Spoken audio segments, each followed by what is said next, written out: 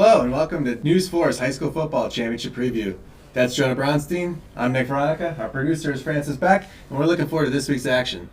We're starting with a look at the schedule. Jonah, we have 3 teams looking to defend their title.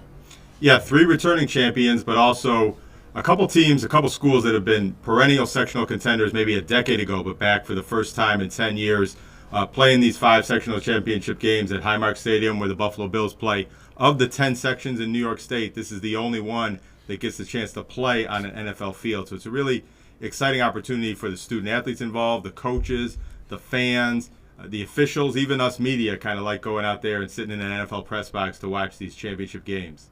All right, let's take a run through. Let's start with Class AA. Jonah, we got the 2-seed Lancaster hosting number 4, Jamestown.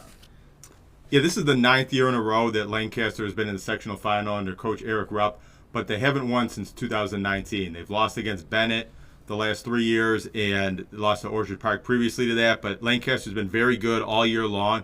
Their only losses have come against McQuaid, a Section 5 power, in overtime in the first week of the season, and then a regular season loss to Bennett.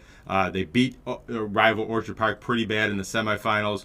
Quarterback Alex Krupa, he's 7th in Western New York with 1,843 yards passing, completing 67% of his passes. So with Bennett and some of these other teams out of the playoffs, Lancaster is really one of the best schools left playing. Speaking of that Bennett upset, holy cow, semifinals, Bennett loses to Jamestown. Yeah, well, we'll talk a little bit about some of these other teams in a minute, but there's 3 teams from the city of Buffalo, 2 BPS schools and a Buffalo charter school playing in these games in the stadium. So a proud moment for Buffalo football, but the program that's been the vanguard of Buffalo football the last 3 years, Bennett, got upset by Jamestown in the semifinals, found themselves down 20-0, rallied in the second half to maybe make that game a little close, but Jamestown ends up winning that game 28-16. Jamestown's one of those teams that won a state championship in 2014 and was a perennial sectional contender before that, but this is now their first time back into the sectional final in a decade, and an exciting moment for Jamestown. Jamestown won the basketball championship in AA. They have a lot of athletes in that school and a lot of success in sports overall, but the football program hasn't been up to its previous standard in years past, but here they are back here playing for a championship. Lancaster did win the regular season meeting against these teams on October 11th, 20-13. Low scoring hasn't really been the theme for these two teams, but what are you thinking when they match up? Yeah, Lancaster's been scoring a lot of points lately, more than 40 points in their last 4 games, including those playoff wins that they've had. Jamestown, they had a 4-4 record in the regular season, but those losses came against Bennett, Orchard Park, Lancaster, and St. Joe's. And so they've only lost to top teams in Western New York. They've got it going again lately. Chase Bonta, the running back, is 4th in Western New York with about 1,800 yards, 3rd with 24 touchdowns. So, yeah, this could be an offensive shootout, but you never know with the stadium. It's a little colder. The field dimensions are the same, but the environment's bigger, and sometimes I've seen Lancaster and Bennett play in these games when you thought it was going to be really high scoring, and it wasn't. So it depends on what the weather is, but it could be a high scoring game, but you never really know what happens when they get on the field. Okay, and so you got Lancaster. Only lost to a local team was the Bennett. Jamestown just knocked off Bennett. I know we're not picking winners here, but does that lean, does the Bennett matchup, does that give you a hint one way or the other?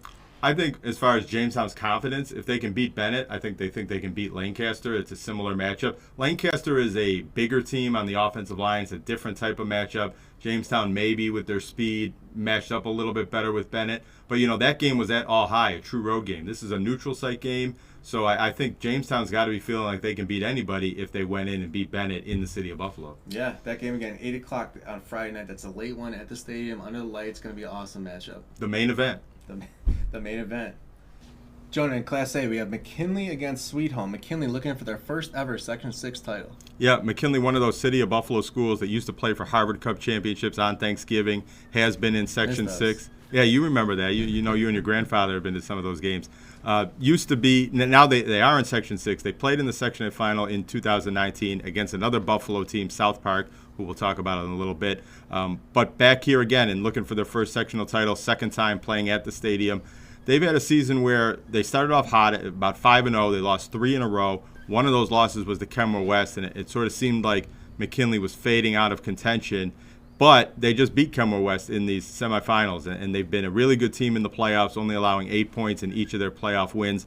They have 2,000-yard rushers, Kalan Ford and Tyrone Hughes, and playing about as well as any team coming into the stadium and with a lot of confidence. Yeah, how about their defense, Francis? 8 points allowed in both playoff games? Yeah, this team is known for their defense. And, Jonah, you talked about it. They kind of had that slump in the middle of the year, but that was because they had Hughes and Ford were dealing with injuries, and Hughes was out for about 3 of those games middle of the season. So that's one of their reasons for the turnaround. And I think they're just getting hot at the right time. You face a Clarence team, which we all thought was going to be in this game. Obviously, we know Sweet Home just beat them last week. But again, this is a team that's getting hot at the right time. They've always been on the doorstep, but it seems like this year they've kind of figured things out. And I think a big part of that is Ford coming in at quarterback, a true, a threat with his legs to run the football. All right, so they're taking on Sweet Home this week. Sweet Home seeded second, but has a better record, and they are hot. They lost to Orchard Park in week 1, haven't lost since. Yeah, 9-game winning streak. That's the second longest in Western New York. Only undefeated Salamanca is the only team that's won more games in a row. They beat Clarence, the defending champion, maybe considered the favorite in this division all year long, and a lot of people thought they'd be back here with Bryce Tubin, considered by many the best quarterback in Western New York, but Sweet Home dominated that game, and now they have a quarterback, Rocco Panapinto, who's 2,200 yards passing, is the most of any quarterback still playing in Western New York, 4th overall in Western New York, and his 32 touchdown passes are 2nd of any local passer. Their offense held under 30 points only once all season. Solid offense against amazing defense. Yeah, that reminds me of the Sweet Home teams that I remember covering about 10, 15 years ago that scored a lot of points, had a lot of speed, and won a lot of sectional titles. They won 7 titles in an 8-year span.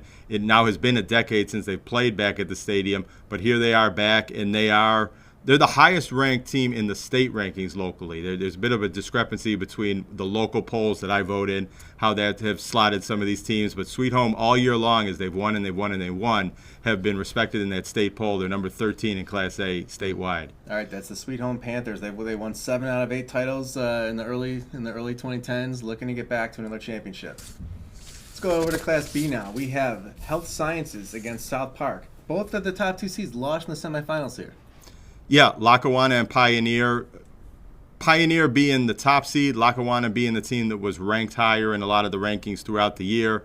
2 of the best records in Western New York and maybe the favorite teams to be playing here. But Health Science and South Park are both very good teams. They have very good seasons with a lot of talent and championship pedigree. Looking back on the season, maybe we should have ranked them higher and really respected their ability to be here. Health Science, they won 3 Class B titles in a row when they were called Maritime Charter, when that was a combined charter program. They then went up to Class A, didn't do quite as well playoff-wise, but then they were back in Class B last year as just Health Sciences, won the championship again, and here they are with a chance to repeat. As Class B, this is a team that's been just about unbeatable. Yeah, I saw them their first game of the year against Starpoint, and I did not see a team that was going to make it to the stadium. They were beat up at the line. They could not move the ball. They didn't seem like they had the firepower. But as the season went on, they just seemingly got everything together. And they're the traditional health team, power, speed, athleticism. They have a line that's going to try to bully you. And then they have guys on the outside who just believe that they're more athletic and faster. And they're going to try to get the ball to those guys and score some points. Yeah, Coach Ty Parker's team is always pretty good on defense, and they're playing really good defense lately. They have a lot of team speed. But, Nick, I don't know if they have the fastest player on the field. That guy might be on the other side. Well, South Park is on a roll. They have 1 loss to Pioneer in September. No losses since. Yeah, and their running back, Adam Nunes, he leads Western New York with 2,307 yards. He's 229 yards away from breaking Western New York's all-time record. Earlier this season, he set a state record with 593 yards in a single game. 33 touchdowns he scored this season. Probably the favorite for the Connolly Cup if he keeps up his production and this team wins a championship. South Park, they've won state championships. They've won sectional titles. It's been a few years since they've been back here, but this is another one of these former superpower programs that's now back in position, even though they're not a defending champion. That record, that's not unreasonable. That could fall in the championship. Yeah, that's right about where his average is. Maybe if you take out the 593-yard game, he's averaging about 200 yards a game, but I think he can get there. And I think this is going to be a back-and-forth game with a lot of explosive plays. So I think it's the type of game that he can get some long runs. They have a very good offensive line at South Park that gives him holes to work with. And once he gets a hole, he's got track speed, and he takes it to the end zone. Jonah, if I would have told you before the season that 2 BPS teams would make it to the stadium and neither of them would be Bennett, you thought I was crazy. So, I think going into it, I thought McKinley or South Park had a chance to make it. But both of these teams have really shown up, and going back a little bit to a lot of teams that have been knocking on the doorstep the past few years were able to figure things out and make it to the stadium. Yeah, this shows really how much talent there is in the city of Buffalo. I mean, you got 3 teams playing here in the championship. The charter school, those are all Buffalo kids. Bennett was really good this year. Even though they got upset and they're not here, they're a very good team with a lot of talented players. And then if you look at rosters like Canisius, St. Joe's, a few players on St. Francis, Timon, those are Buffalo kids too. So there's a lot of good players in the city of Buffalo spread across many different programs. All right, we're going to move on to Class C championship game here. Salamanca, undefeated, 10-0, the only undefeated team going for a championship this week, facing Portville. This game's on Thursday at 6. Yeah, Salamanca number 2 in the state rankings. Their coach Chad Bartozak, a former UB tight end. Last year they won the championship. It was their first time in 30 years. Now they're back trying to do it for the first time in 12 months. It's a little bit of a different challenge for this team, but they've been a dominant team in West New York this season. Quarterback Maddox Isaac has over 2,000 total yards, 32 touchdowns, only 1 interception. They stomped a really good Medina team, 50-7 in the semifinals, and being undefeated, winning these games by large margins, they look like probably the most dominant, unbeatable team coming into the stadium. But, Portville, they were on a 7-game win streak, and their loss against Salamanca, that's the closest game Salamanca has played all season long. Yeah, that was week 2. It's 24-19, a 5-point game. That's the only time all season they've been kept within 3 touchdowns. Yeah, this Salamanca offense is so balanced when you look at it. Maddox Isaac, he was thrown for over 1,200 yards, running the ball. They have Isaac and Xavier Peters, who have a combined 1,800 yards. It doesn't get more balanced than that. And talking to people who were at that Medina game, they coach almost called it a perfect game offensively. Almost thinking back to that Bills-Patriots playoff game a couple of years ago, where the offense is just firing on all cylinders, the running game, the pass game, and the defense. So, this team is not only are they undefeated, but it's possible they may be, getting the best they've been all year. And you go back to last year this time, they were kind of the Cinderella team going into the stadium. And this year, they're the kings of Class C. It's theirs to take. So Portville beat number 1 New Fanning earlier in the playoffs. Now they have Salamanca. That's a tough test. Yeah, but Newfane was the number 1 seed, and they beat Chautauqua Lake, another good team. They got players from Cuba Rushford on this team, so they a little bit of reinforcements from that program merger. The thing with Salamanca, they're another one of these teams that they won a sectional championship in basketball and made it to the state semifinals. They were really good in baseball. There is some crossover with those rosters of players with playoff experience, championship experience, and just really good athletes that I think helps them succeed in all the different sports. All right, our last second 6 title here is Class D. This is the early game Thursday. It's Clymer, Sherman, Panama, CSP against Franklinville, Ellicottville. CSP won the regular season matchup in September 21-6. They're the number 1 seed. Doesn't mean it's going to be easy. Yeah, we got 5 different schools involved in this game. One has 3 and the other has 2. That's even more than what we're doing with BPS. Actually not, because I think some of these BPS schools are combined as well. But CSP, another defending champion, they got to the state semifinals last year. They won 3 of the past 6 Class D titles under Coach Ty Harper. They're ranked number 1 in the state in Class D, so along with Salamanca, teams that probably favored to win this weekend and maybe contend for state championships. They won the earlier season matchup against Franklinville, Ellicottville 21-6, and they've been playing really well coming into this game here. Yeah, they lost week 1 to a Section 4 team, and they lost to Lackawanna, which is a bigger class, number 1 seed. That's it. They run the table everywhere else. Yeah, and that was a close game with Lackawanna. Yeah. All right, now Franklinville. Okay, the Titans over here started the year 2-3. Then they've won 5 straight. Yeah, their quarterback, Isaac Town, he's over 2,000 yards with 28 touchdowns this year.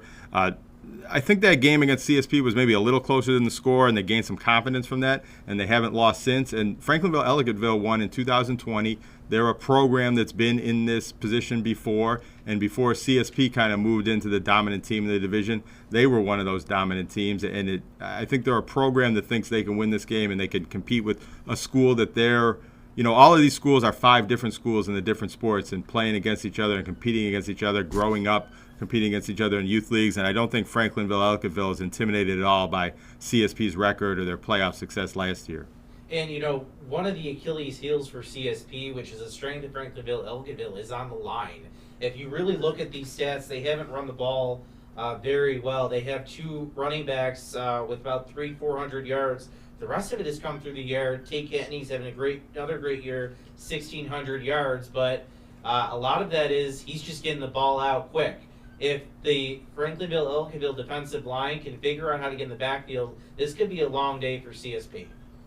And a note on CSP wide receiver Bryce Hinsdale. He needs 19 more receptions in his career to set the all-time state record. Last year as a junior, he set the Section 6 record, and he's been chasing that state record all year long. They're probably going to need to win this game and make some progress in the playoffs to get him those 19 receptions, but he could get 8, 9, 10 in one game and get himself a lot closer here at the stadium. This is not like the NFL. The playoff games don't count for the stats. You keep winning, you keep building stats, right? Right, absolutely. Yep.